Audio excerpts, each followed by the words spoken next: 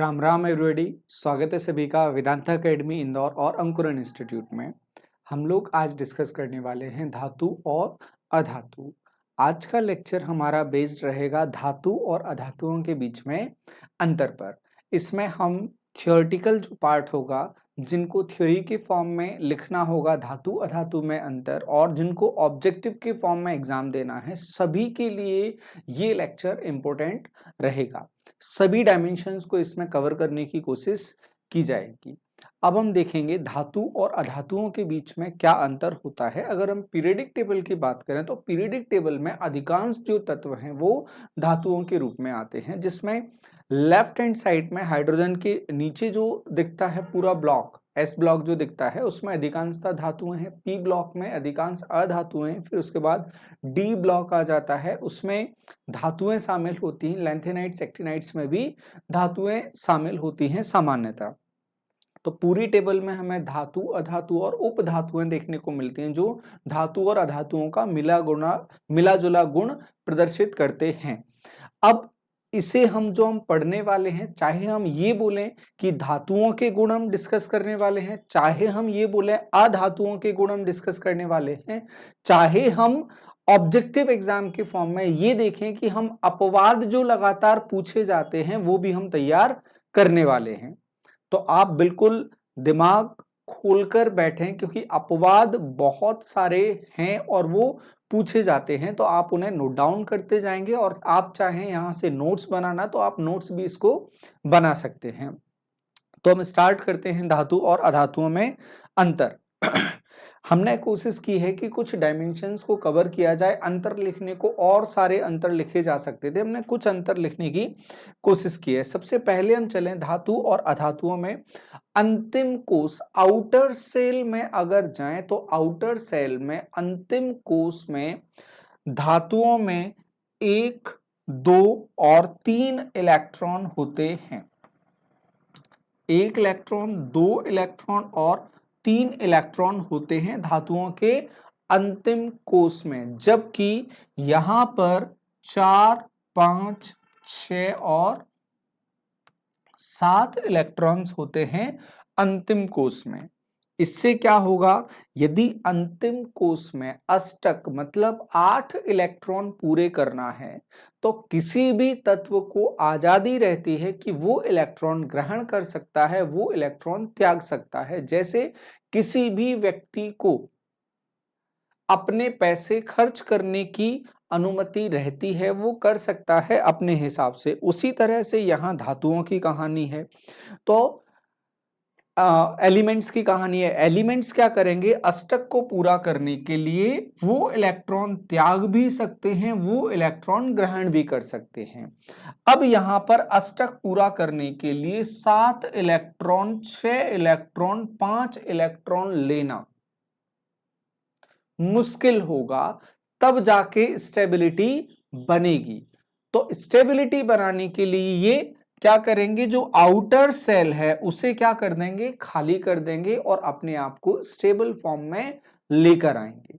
वहीं अगर हम बात करें यहां की, ये जो स्टेट होता है 4 वाला जो होता है, इसे अर्ध पूरित माना जाता है, हाफ फिल्ड माना जाता है, तो इसे सेमी स्टेबल माना जाता है। तो ज्यादा इलेक्ट्रॉन लेने देने की कहानी नहीं रहती। लेकिन जैसे ही आगे बढ़ेंगे 5, 6 और 7, 5 वाला सोचेगा, जिसके बाह्य कोष में 5 इलेक्ट्रॉन है, वो सोचेगा 3 इलेक्ट्रॉन और मिल जाएं और अष्टक पूरा हो जाए, मैं स्टेबल हो जाऊं। 6 वाला 2 की डिमांड करेगा, 7 वाले बोलेगा प्लीज 1 इलेक्ट्रॉन। तो जिनके बाह्य कोष में 7 इलेक्ट्रॉन होते हैं वो बहुत तेजी से 1 इलेक्ट्रॉन को ले लेते हैं और खुद को ऋणायनित कर लेते हैं। तो इनका आयनन हमें यहां से समझ में आता है कि किस तरह से ये आयनाइज्ड होंगे, आयनित होंगी। ये इलेक्ट्रॉन छोड़ेंगे, ये इलेक्ट्रॉन ग्रहण करेंगे। हाँ, यहां अगर देखें हाइड्रोजन को आप देखने जाओगे तो यहां पर हाइड्रोजन के आउटर सेल में 1 इलेक्ट्रॉन होता है।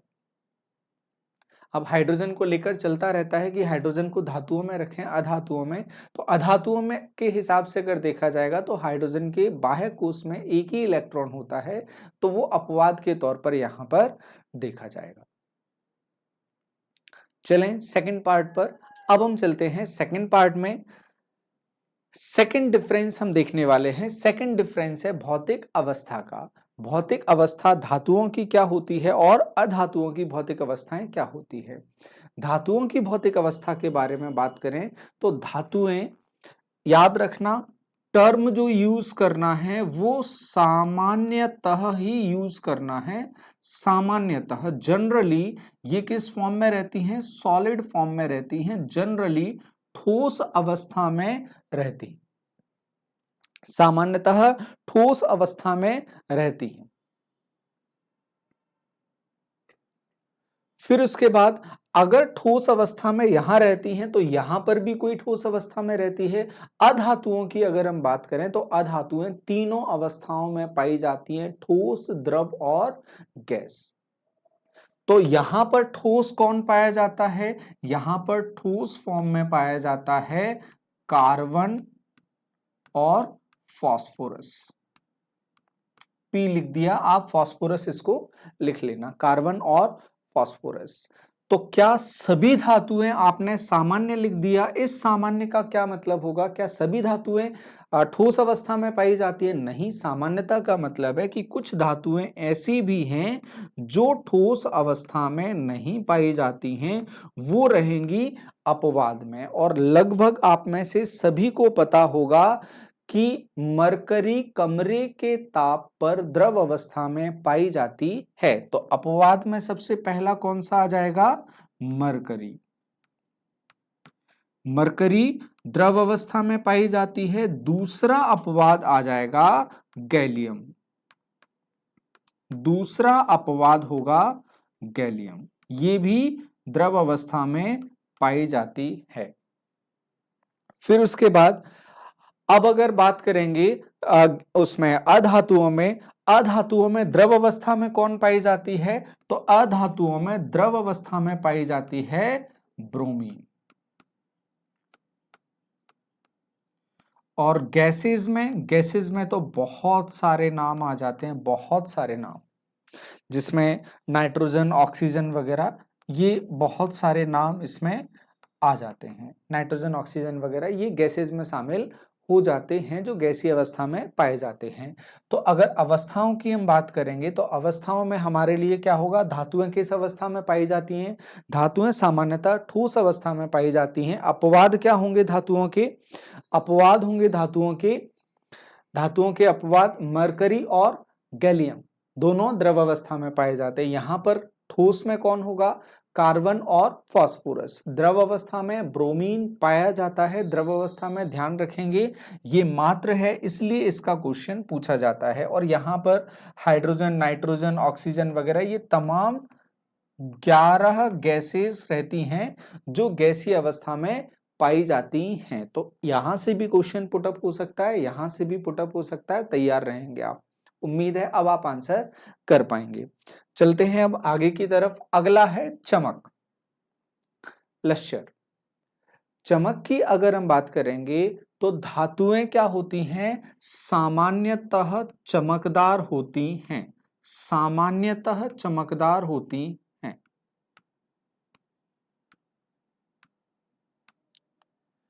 ये चमकदार होंगी, धातुएं चमकदार होंगी, तो अधातुएं चमकदार नहीं होंगी, चमकदार नहीं होती हैं। अब अपवाद भी होंगे, बिल्कुल निश्चित रूप से अपवाद हैं। अपवाद क्या होंगे? धातुओं में अगर देखा जाएगा तो धातुओं में शामिल होता है lead, lead, PV. Lead, lead कैसा होता है? अपवाद अगर हम लिखें, अपवाद लिखोगे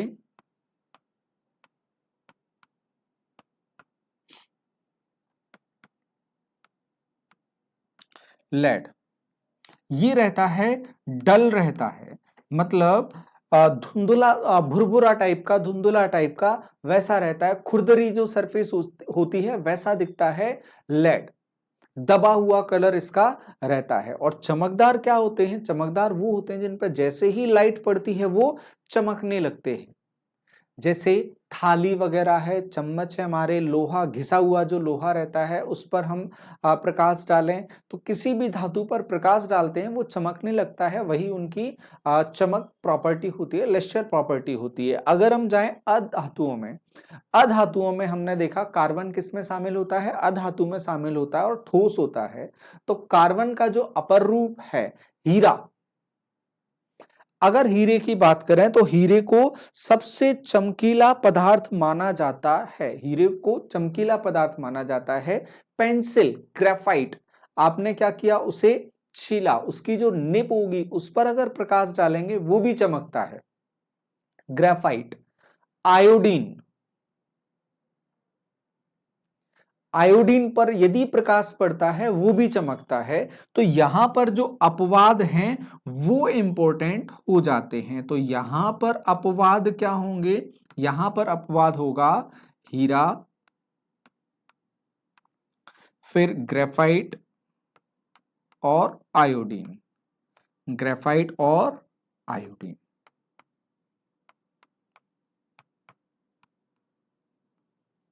ये तीनों यहां पर अपवाद में शामिल हो जाएंगे। याद रहेगा, यहां पर लेड हो जाएगा, हीरा, ग्रेफाइट और आयोडीन तीनों चमकदार होते हैं और तीनों अधातु रहते हैं। नेक्स्ट, कठोरता। कठोरता के हिसाब से अगर देखा जाएगा तो धातुएं सामान्यतः कठोर होती हैं। धातुएं ये क्या रहती हैं? सामान्यतः कठोर रहती हैं। अगर कोई एमपीपीएससी मेंस लिखना चाहता है या कहीं पर भी लिखना चाहता है धातुओं की प्रॉपर्टीज को लेकर, तो सामान्यतः टर्म का ही यूज करना है, इसके अलावा नहीं लिखना है। और दूसरे टर्म का यूज नहीं करना है कि आपने लिख दिया धातुएं कठोर होती हैं, वैसा नहीं लिखना है। अब कठोरता अगर टेस्ट किया जाएगा, कठोरता टेस्ट अगर करना होगा तो खरोंच के या काटकर चेक किया जाता है। खरोंच के या काटकर कठोरता चेक की जाती है। अब सामान्यता लिखा है तो इसके अपवाद भी होंगे। अपवाद क्या होंगे? जो द्रव अवस्था में पाए जाते हैं वो तो अपवाद होंगे ही होंगे। अब द्रव अवस्था में क्या पाया जाता है? द्रव अवस्था में पाया जाता है मरकरी और गैलियम। मरकरी और गैलियम, जहां तक है आपको ये नाम याद हो ही गया होगा, मरकरी और गैलियम। उसके बाद दो नाम और जुड़ जाते हैं, सोडियम और पोटेशियम। सोडियम और पोटेशियम।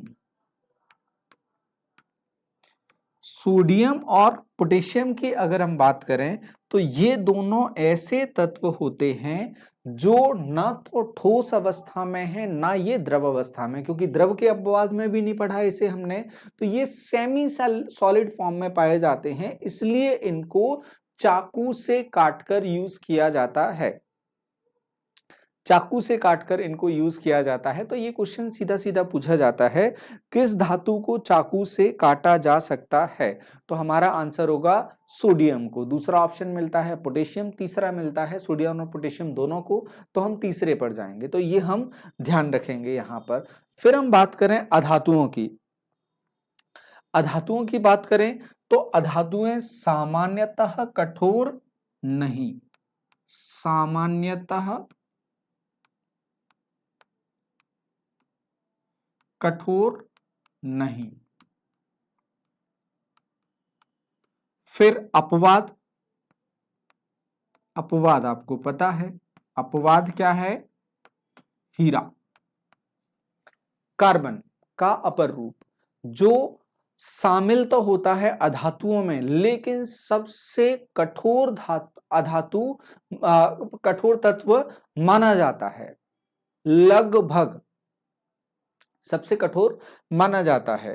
तो हीरा हो जाएगा यहां पर हमारे लिए अपवाद, इसलिए यहां पर हीरे पर बहुत सारे क्वेश्चंस पूछे जाते हैं। हीरे की स्ट्रक्चर की वजह से भी वो होता है। दूसरा क्वेश्चन इसमें पूछा जाता है प्रकाश से पूछा जाता है, लाइट से, तो पूर्ण आंतरिक परावर्तन जिसमें अंदर प्रकाश फंस जाता है और वो उसी में परावर्तित होते रहता है, जिससे उसमें प्रकाश काफी सारा भर जाता है और वो चमकीला दिखाई देता है। तो पूर्ण आंतरिक परावर्तन भी हो जाएगा, उसकी संरचना भी हो जाएगी और फिर हो जाएगा ये अधातु में अपवाद। अब चलते हैं हम आगे। अगला पॉइंट है हमारा गलनांक और क्वथनांक। गलनांक और क्वथनांक की अगर हम बात करेंगे तो धातुएं सामान्यतः ठोस अवस्था में पाई जाती हैं और कठोर होती हैं। तो ठोस और कठोरता के कारण जब हम इन्हें गलाने के लिए और उबालने के लिए जाएंगे तो टेम्परेचर जब हम इन्हें देंगे तो जो टेम्परेचर देते जाएंगे बड़े लंबे टाइम के बाद ये किस अवस्था में आएंगी? द्रव अवस्था में पहुंचेंगी, गलेंगी, पिघलेंगी और बॉयल होंगी। तो हम क्या बोलेंगे, इनके जो गलनांक और क्वथनांक होते हैं, सामान्यतः गलनांक और क्वथनांक क्या होंगे? सामान्यतः ये उच्च रहते हैं। सामान्यतः ये उच्च रहते हैं गलनांक और क्वथनांक। लेकिन अगर हम बात करें मरकरी की, अगर हम बात करें तो मरकरी का जो क्वथनांक है, द्रव अवस्था में तो पाया ही जाता है, क्वथनांक की अगर हम बात करें तो वो निम्न होता है, टेम्परेचर के लिए बहुत सेंसिटिव होता है। तो अपवाद क्या हो जाएगा इसका? अपवाद इसमें शामिल हो जाएगा मरकरी। अपवाद होगा मरकरी अपवाद हो जाएगा। अब अगर हम बात करें अधातुओं की अगर हम बात करें तो अधातुएं क्या होंगी?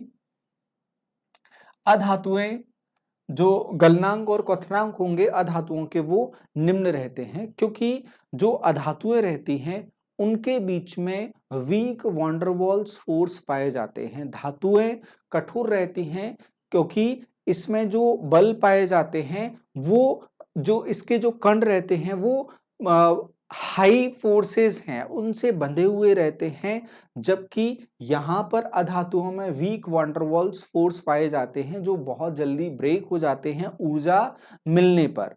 तो अधातुओं को यदि गर्म किया जाएगा तो वो बहुत जल्दी टूट जाते हैं, तो यहां अपवाद भी होंगे। अपवाद क्या हो जाते हैं?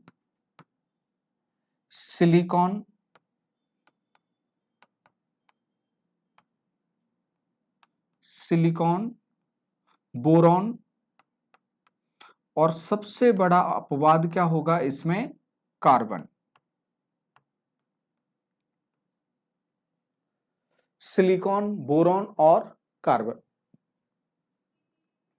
तो यहां चाहो आप लिख सकते हो दुर्बल वान डेर वाल्स बल,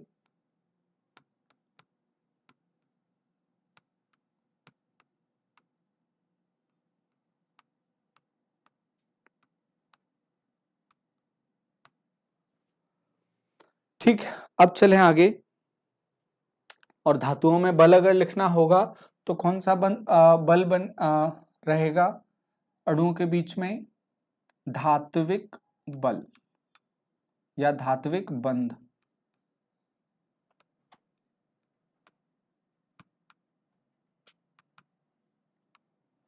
मेटेलिक बॉन्ड। ठीक है, याद रखेंगे इतना। अब चलते हैं आगे। अगली कहानी हमारी डेंसिटी की।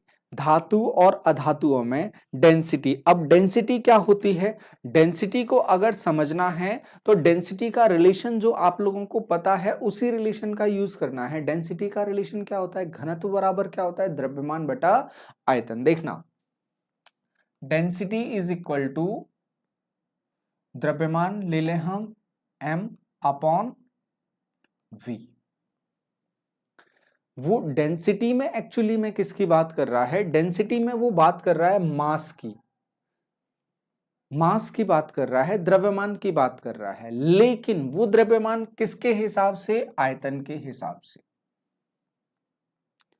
सर ये क्या, इसको सिंपली कैसे समझे? इसको सिंपली आप ऐसे समझो कि एक हमने डब्बा लिया, 1/1/1 का एक क्यूब ले लिया, एक घन लिया 1 सेंटीमीटर क्यूब का, और उस सेंटीमीटर क्यूब में हम क्या डालते जाएं, पदार्थ डालते जाएं, और उसको जब हम वेट करने जाते हैं, सॉरी उसका मास देखते हैं, वेट और मास दोनों अलग होते हैं, फिजिक्स में हम डिस्कस करेंगे। उसका जब हम मास देखते हैं, द्रव्यमान देखने जाते हैं, तो उसका द्रव्यमान किसी का कम होगा, किसी का ज्यादा। उदाहरण देते हैं, 1 सेंटीमीटर क्यूब के आपने बहुत सारे बॉक्सेस रखे हैं, एक में आपने दूध डाला, एक में आपने पानी डाला, एक में आपने लोहा डाला, एक में आपने मरकरी डाला, एक में आपने सिलिका डाला, एक में आपने कार्बन डाला, ऐसे सभी में अलग अलग पदार्थ डालेंगे। फिर क्या देखेंगे, उनका द्रव्यमान। तो जब उनका द्रव्यमान देखेंगे तो द्रव्यमान भी क्या होगा, अलग अलग होगा, द्रव्यमान भी अलग अलग होगा। तो द्रव्यमान के हिसाब से देखा जाता है। वहां जब द्रव्यमान देखने जाओगे, जिसका द्रव्यमान ज्यादा होगा उसका घनत्व ज्यादा होगा, या जिसके कण पास पास में होंगे उसका घनत्व क्या होगा, ज्यादा होगा। उदाहरण के तौर पर जो शहद रहता है, एक ग्लास शहद और एक ग्लास पानी, तो अगर द्रव्यमान देखा जाएगा किसका ज्यादा होगा, शहद का ज्यादा होगा। एक ग्लास पानी, एक ग्लास पेट्रोल, द्रव्यमान किसका ज्यादा होगा, पानी का ज्यादा होगा। उम्मीद है आप समझ चुके हैं। जिसका घनत्व ज्यादा होता है उसमें पर यूनिट वॉल्यूम पर द्रव्यमान ज्यादा होता है, या जिसके पर यूनिट वॉल्यूम में द्रव्यमान ज्यादा है उसका घनत्व ज्यादा होता है। ठीक, अभी हमने वॉल्यूम को कांस्टेंट रखा था, इस पर अब हम और ज्यादा जोर नहीं दे रहे हैं। अब हम चलते हैं पॉइंट। अब देखो यहां पर जो फोर्स पाया जाता है वो धात्विक बंध पाया जाता है। धात्विक बंध क्या करेगा, कणों को पास पास में रखेगा, कणों को पास रखेगा, मतलब जो वॉल्यूम है वो क्या हो जाएगा, कम। वॉल्यूम कम हो जाएगा तो डेंसिटी अपने आप क्या होगी, बढ़ जाएगी। छोटी संख्या से भाग लगाओगे तो जो आंसर मिलेगा वो बड़ा मिलेगा। तो हम बोलेंगे जो धातुओं का घनत्व होता है वो सामान्यतः क्या रहता है, उच्च रहता है। सामान्यतः उच्च रहता है धातुओं का घनत्व। अब घनत्व उच्च रहता है तो इसके कुछ अपवाद भी होंगे, बिल्कुल अपवाद होंगे। अपवाद क्या होंगे, देखो द्रव अवस्था में भी धातुओं में कण पास पास में रहते हैं, ठोस अवस्था में तो रहते ही हैं। लेकिन अभी थोड़ी देर पहले हमने देखा कि धातुओं के अपवाद में कुछ धातुएं कठोरता के लेवल पर हमने देखा था, वो ना तो द्रव अवस्था में थी, ना तो द्रव अवस्था में थी, ना वो ठोस अवस्था में थी। तो ना तो द्रव अवस्था में ना ठोस अवस्था में ऐसे मेटल्स कौन से थे, ऐसे मेटल्स में शामिल किया था हमने सोडियम और पोटेशियम को, जिन्हें सेमी सॉलिड में शामिल किया जाता है। तो सेमी सॉलिड के लिए क्या हो जाएंगे, सोडियम और पोटेशियम। वो उसका रीजन क्या है, चाकू से क्यों काटा जा सकता है, क्योंकि उसमें जो मेटेलिक बॉन्ड्स हैं वो मेटेलिक बॉन्ड्स नहीं पाए जाते या उस लेवल पर नहीं रहते हैं। जब उस लेवल पर नहीं रहेंगे तो जो बॉन्ड होगा वो वीक होगा, उसके जो पार्टिकल्स होंगे, उसके जो कण होंगे, अणु होंगे, वो क्या होंगे, थोड़ा दूर दूर होंगे। और जब अणु दूर दूर होंगे तो वॉल्यूम क्या होगा, बढ़ेगा। वॉल्यूम बढ़ेगा, बड़ी संख्या से भाग लगाओगे तो डेंसिटी क्या होगी, कम होगी, डेंसिटी कम होगी। इसलिए यहां अपवाद में क्या शामिल हो जाएगा, यहां अपवाद में शामिल हो जाएगा सोडियम और पोटेशियम। सोडियम और पोटेशियम, Na और K, ये शामिल हो जाएगा अपवाद में यहां पर। वहीं अगर हम बात करें अधातुओं की, तो अधातुओं में जो अपने घनत्व रहते हैं वो घनत्व क्या रहेंगे, निम्न। किसके कारण, वीक वैन डर वाल फोर्स के कारण। तो क्या बोलेंगे हम, सामान्यतः निम्न। इसमें भी अपवाद होगा, सामान्यतः लिख दिया तो अपवाद तो होगा ही होगा। अपवाद क्या हो जाएगा इसमें, हीरा। ये तो पता ही है आपको, घनत्व ज्यादा होता है। ठीक, जो संरचना रहती है हीरे की, उसके कारण जो घनत्व होता है हीरे का वो कम हो जाता है। ठीक, चलते हैं अब। तन्यता। तन्यता क्या होती है? तन्यता होती है डक्टिलिटी। डक्टिलिटी प्रॉपर्टी होती है किसी भी पदार्थ के तार के रूप में खींचे जाने वाले गुण को कहा जाता है तन्यता या डक्टिलिटी। अब बात करें हम धातुओं की। धातुओं के पदार्थ को अगर लिया जाएगा, जैसे चेन वगैरह बनाई जाती है, चेन बनाई जाती है और जो वायर्स देखने को मिलते हैं, एल्यूमिनियम वायर, कॉपर के वायर, गोल्ड के वायर और सिल्वर के वायर और जो चांदी है उसके वायर देखने को मिलते हैं। तो तमाम जो वायर हैं वो देखने को मिलते हैं, वो किसके बने होते हैं? वो धातुओं के बने होते हैं, क्योंकि धातुओं में ये प्रॉपर्टी होती है कि उन्हें अगर खींचा जाएगा तो वो खिंचते जाते हैं। और अकॉर्डिंग टू एनसीईआरटी अगर देखा जाए, एनसीईआरटी में एक एग्जाम्पल लिया है डक्टिलिटी के लिए, बड़ा अच्छा सा एग्जाम्पल लिया है उनने एग्जाम्पल लिया है 1 ग्राम सोने का। 1 ग्राम सोने को अगर तार में खींचा जाएगा तो बहुत लंबा तार खींचा जा सकता है। दूसरा अच्छा एग्जाम्पल है तन्यता का टंगस्टन, जो फिलामेंट बना होता है। टंगस्टन को यदि खींचा जाएगा तो लगभग अपारदर्शी, जो दिखेगा ही नहीं, इतने पतले फॉर्म में उसको तार में कन्वर्ट किया जा सकता है। इसी प्रॉपर्टी को कहा जाता है उनकी तन्यता की प्रॉपर्टी। तो अब आप तन्यता प्रॉपर्टी को भी समझ गए हैं। तो अगर लिखेंगे तो धातुओं में लिखेंगे सामान्यतः क्या रहेंगी? ये तन्य रहती हैं, सामान्यतः तन्य। अच्छे एग्जाम्पल में क्या लिख लोगे आप? सोना, टंगस्टन, ये अच्छे एग्जाम्पल में लिख लोगे आप। फिर अपवाद में क्या लिखने जाओगे? अब अपवाद में आप लोगों को भी याद हो जाना चाहिए कि अपवाद में क्या लिखना है, क्योंकि इतने देर से हम एग्जाम्पल देख रहे हैं। जैसे अपवाद में आप क्या लिखने जाओगे? सबसे पहले तो मरकरी लिखोगे, मरकरी।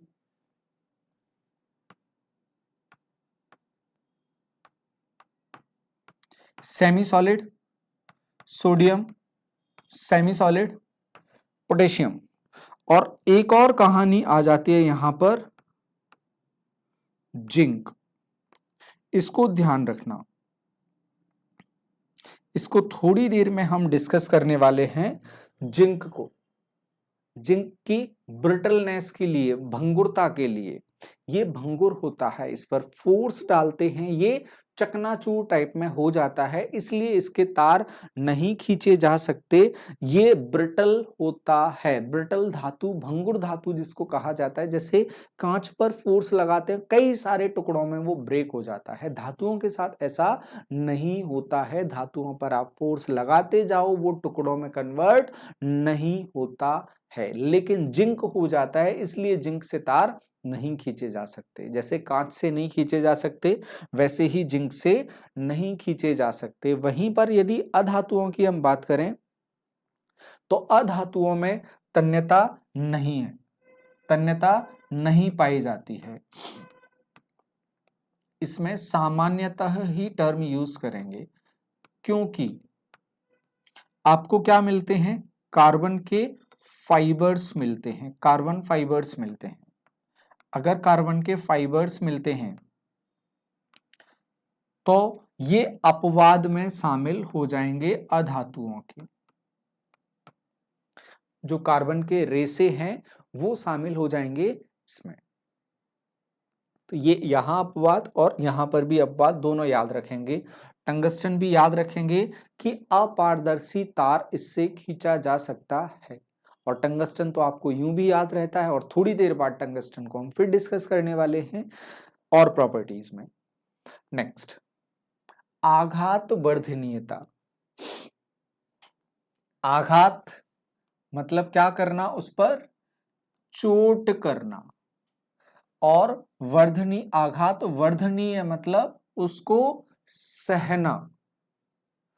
अगर किसी भी तत्व को या किसी भी पदार्थ को हम ठोकते जाएंगे, उस पर आघात करते जाएंगे, तो आघात करने पर धातुओं में क्या होगा, धातुओं का क्या होगा, लोहे को आप ठोकते जाओ और आपने देखा होगा लोहार को काम करते हुए, जब वो उसको ठोकते जाता है तो वो क्या होता है, फैलते जाता है।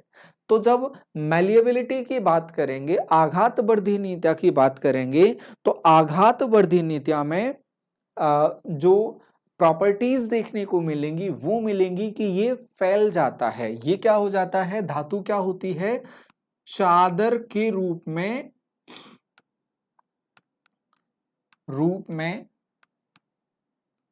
परिवर्तित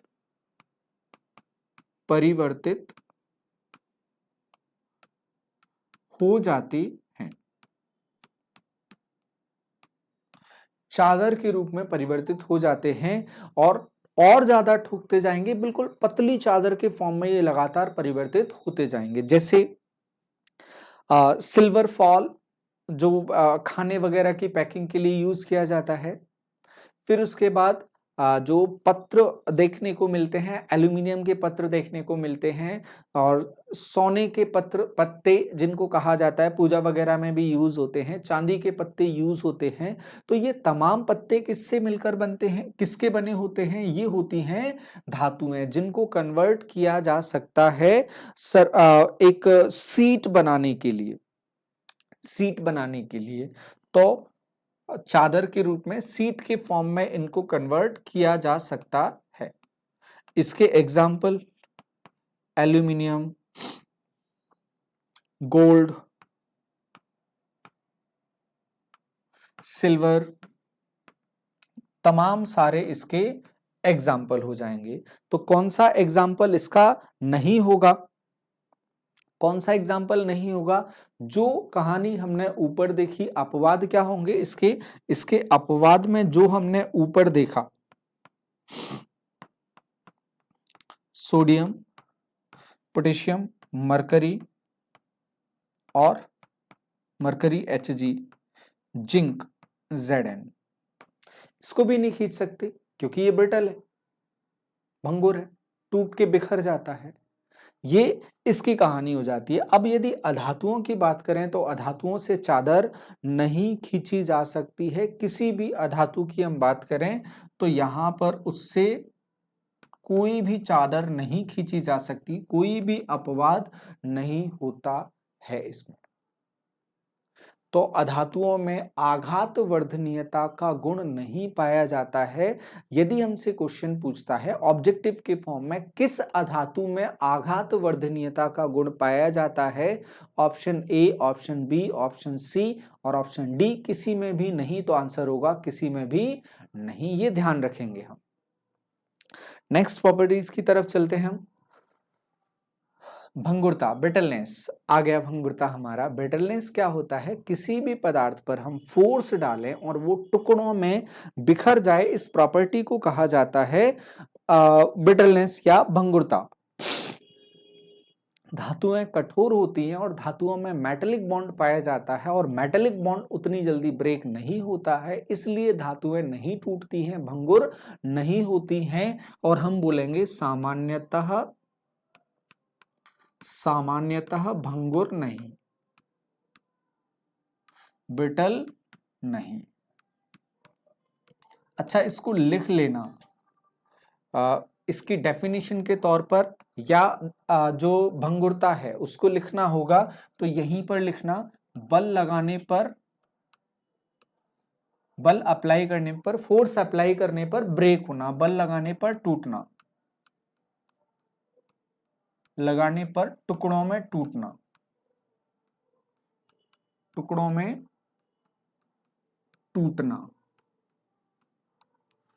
ये हो जाता है भंगुरता या ब्रिटलनेस। इसका एग्जाम्पल क्या होगा, अपवाद क्या होगा हमारे पास, अपवाद इसका है धातुओं में जिंक, ये अपवाद रहेगा।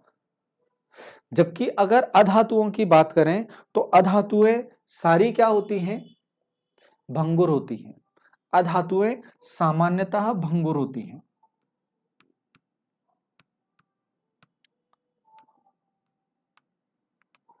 सामान्यतः भंगुर होती हैं। इसके अपवाद में क्या आ जाता है,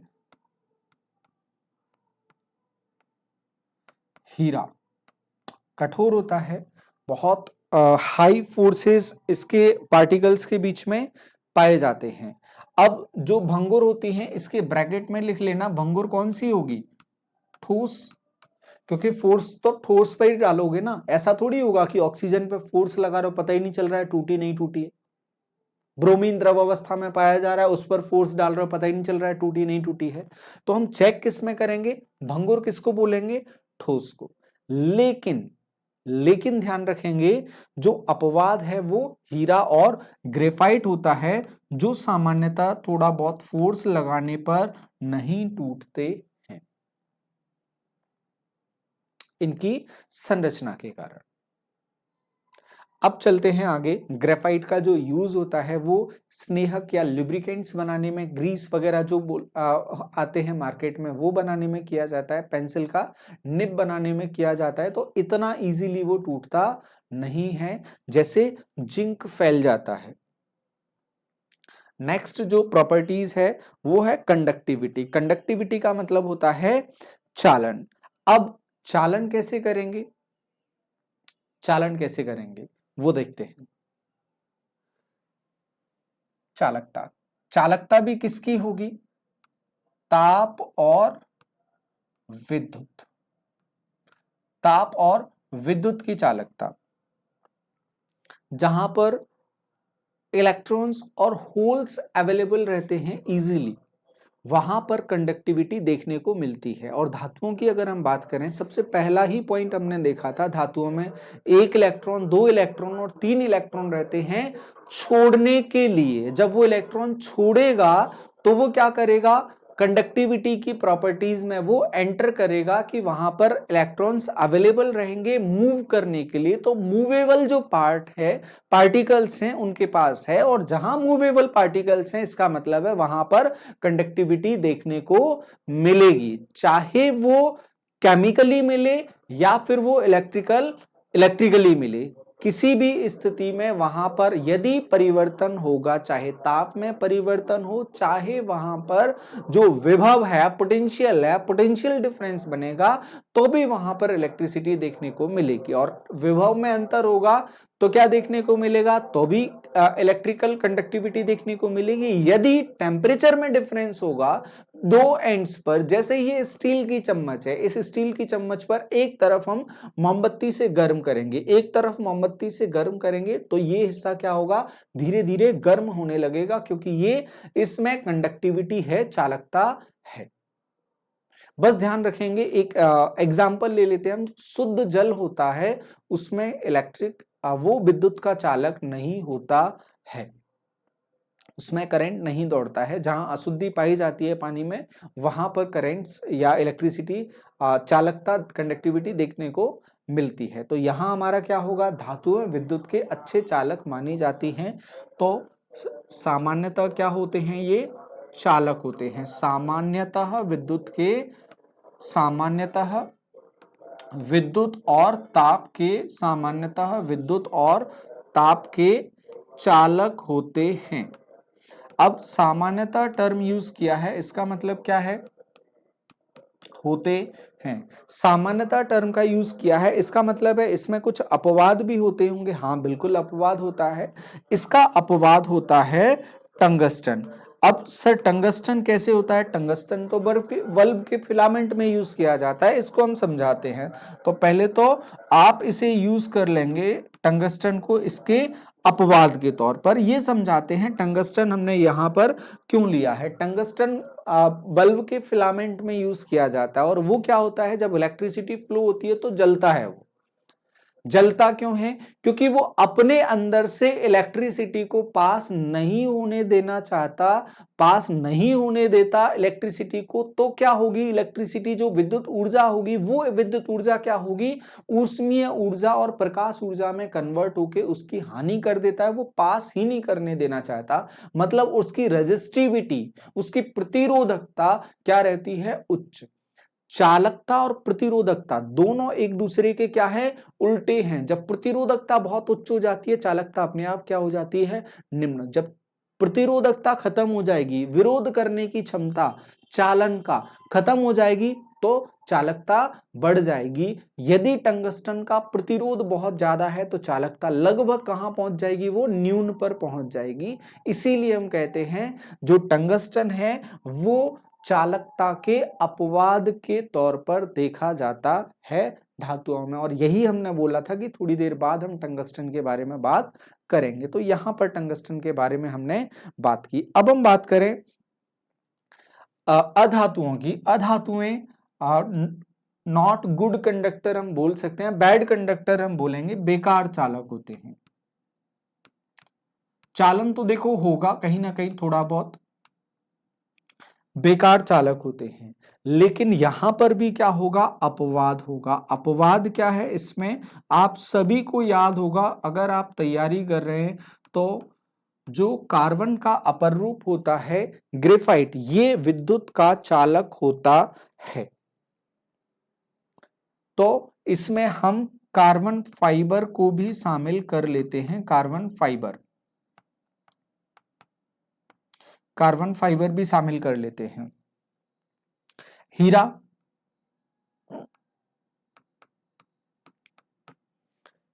हीरा कैसा चालक होता है? विद्युत का बहुत अच्छा चालक होता है। हीरा विद्युत का बहुत बेकार चालक होता है। हीरा स्पेशल है, इसलिए उसके लिए स्पेशल पॉइंट्स ध्यान नहीं रखना है, जो सच है वो हमें ध्यान रखना है। हीरा बेकार चालक होता है या इसमें कंडक्टिविटी नहीं पाई जाती है। नेक्स्ट पॉइंट पर हम चलते हैं। अब है आयनन। आयन बनाने की प्रॉपर्टीज को हम आधा डिस्कस कर चुके हैं पॉइंट नंबर 1 में। पॉइंट नंबर 1 में हमने डिस्कस किया था धातुओं में 1, 2, 3 इलेक्ट्रॉन मुक्त अवस्था में पाए जाते हैं। यहां पर 4, 5, 6, 7 इलेक्ट्रॉन मुक्त अवस्था में पाए जाते हैं। जब ये इलेक्ट्रॉन छोड़ देगा तो ये क्या बनाएगा? ये बनाएगा ऋणायन, कैटायन बनाएगा। जब ये इलेक्ट्रॉन ग्रहण, सॉरी उल्टा बोल दिया हमने, जब ये इलेक्ट्रॉन छोड़ देगा तो क्या बनाएगा?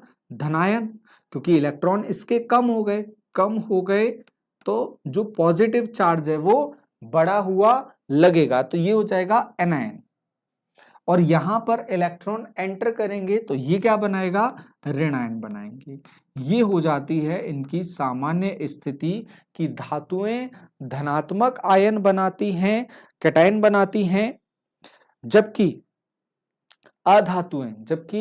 अधातुएं एनायन बनाती हैं, ऋणायन बनाती हैं, ऋणायन बनाती हैं।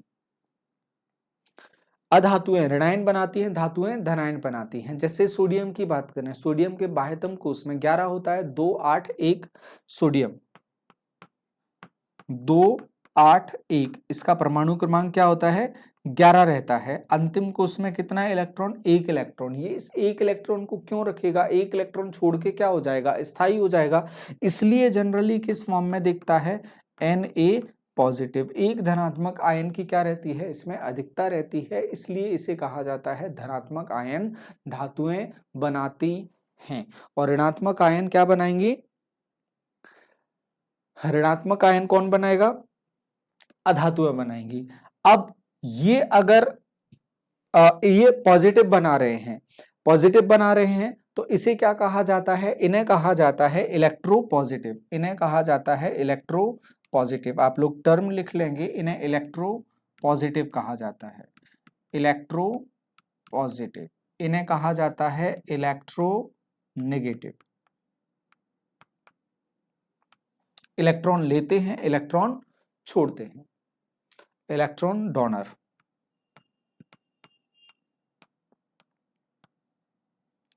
ये इलेक्ट्रॉन एक्सेप्टर।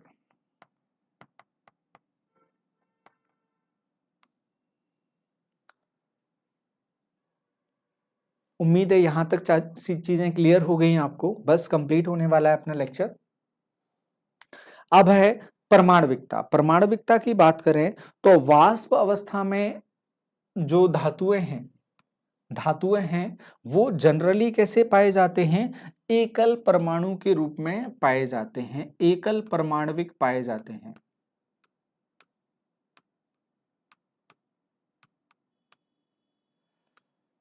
एकल परमाणुविक के रूप में पाए जाते हैं। और किसमें, वाष्प अवस्था में, जनरली वाष्प अवस्था में एकल परमाणुविक पाए जाते हैं एक परमाणु के रूप में। जैसे आयरन की बात करें, सिल्वर की बात करें, गोल्ड की बात करें, प्लेटिनम की बात करें, तो ये वाष्प अवस्था में एकल परमाणुविक पाए जाते हैं।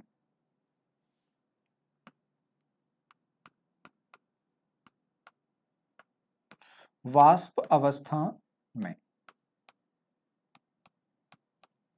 वहीं अगर अधातुओं की बात करें, अधातुओं में बहुत सारी गैसेस पाई जाती हैं, और अभी हमने डिस्कस किया किसी में बाह्य कोश में 5 इलेक्ट्रॉन, किसी में 6 इलेक्ट्रॉन, किसी में 7 इलेक्ट्रॉन। जब इलेक्ट्रॉन्स की संख्या इस तरह से रहती है तो जो परमाणविकता है आपस में जुड़ने की, या इलेक्ट्रॉन की जो डिमांड है, या खुद के जो पाया जाना है वो किस फॉर्म में, जैसे अकेले ऑक्सीजन की बात करें तो ऑक्सीजन भी किस रूप में पाया जाता है, O2 और O3 के रूप में पाया जाता है। नाइट्रोजन की बात करें हम N2 के फॉर्म में पाया जाता है। तो जो परमाणविक अवस्था है वो क्या रहती है, इसमें अलग अलग हो जाती है, तो इनको कहा जाता है बहुपरमाणविक अवस्था। बहुपरमाणविक अवस्था, पॉलीएटमिक, बहुपरमाणविक। जो अधातुएं होती हैं वो बहुपरमाणविक होती हैं, एक से ज्यादा परमाणुओं के फॉर्म में ये मिलते हैं, और ये एकल परमाणु, सिंगल एटम के फॉर्म में ये मिल जाते हैं। अब चलते हैं इसकी नेक्स्ट, और उम्मीद है ये इसकी लास्ट प्रॉपर्टी होगी। लास्ट प्रॉपर्टी हमारी ऑक्साइड बनाने की। ऑक्साइड बनाने की ये हम केमिकल प्रॉपर्टीज में भी पढ़ेंगे कि धातुओं के ऑक्साइड बनते हैं, और ऑक्साइड बनते नहीं है, ऑक्साइड बनाते हैं, क्योंकि उससे धातु का जो निष्कर्षण है वो इजीली हो जाता है, धातुएं इजीली प्राप्त हो जाती हैं, इसलिए धातु के ऑक्साइड बनाए जाते हैं। जब हम धातु कर्म पढ़ेंगे तब वहां हम और अच्छे से और डिटेल में इस बात को पढ़ेंगे। तो जो धातुएं हैं, धातुओं के ऑक्साइड, धातुएं जो हैं, जैसे मैग्नीशियम है, मैग्नीशियम की ऑक्सीजन से यदि क्रिया कराएंगे तो क्या बनेगा, अभी हम बैलेंस नहीं कर रहे हैं, MgO बनेगा।